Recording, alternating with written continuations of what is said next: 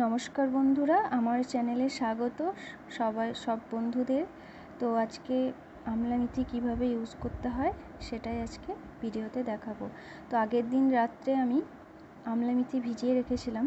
তো তারপরের দিন সকালবেলায় ওটাকে মিক্সিতে পেস্ট করার পর, অ্যালোভেরা জবা পাতা পেস্ট করার পর একসঙ্গে ওটাকে পেস্ট করে নিয়ে, ওই জলটা ফেলা যাবে না, কিন্তু ওই জলটাকে পুরোটাই নিয়ে নিতে হবে, যেটুকু নোংরা থাকবে সেটুকু ফেলে দিতে হবে।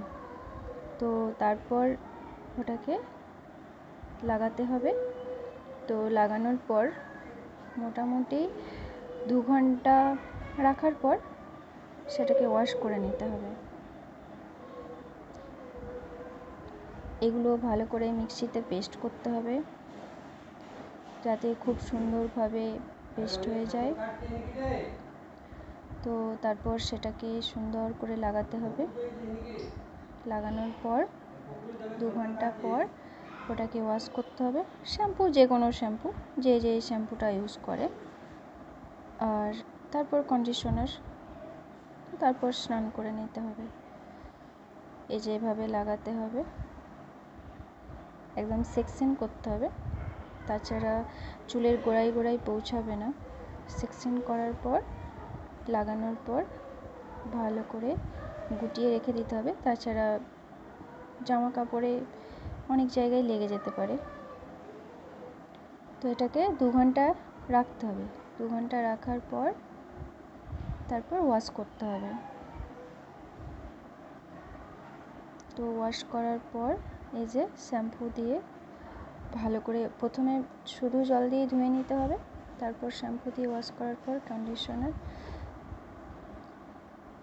দেওয়ার পর তারপর টাওয়াল জড়িয়ে। সবাইকে অনেক ধন্যবাদ এবং লাইক, শেয়ার, কমেন্ট আর জানাবেন। আর এগুলো ব্যবহার করার পর মানে কি ফল পাচ্ছেন সেটাও একটু কমেন্টে জানাবেন। তো শ্যাম্পু কন্ডিশনার ভালো করে কন্ডিশনার দিতে হবে। চুলের গোড়ায় যেন কন্ডিশনার না লাগে, কারণ চুলের গোড়ায় কন্ডিশনার দিলে খুশকির প্রচণ্ড সম্ভাবনা থাকে। তো তারপর আমি স্নান করার পর ওটাকে শুকানোর পর দেখো কেমন সিল্ক হয়েছে। তারপর মজবুত হয়, চুল পড়া কমে, চুল লম্বা হয় এবং দেখতে সুন্দর লাগে, একটা চিকনতা ভাব থাকে, যেটা ঘরোয়া পদ্ধতিতেই সম্ভব, যেটা স্পা না করলেও হয়। স্পা ছাড়াই ঘরোয়া পদ্ধতিতে বাড়িতেই এটা স্পা করে নেওয়া যায়।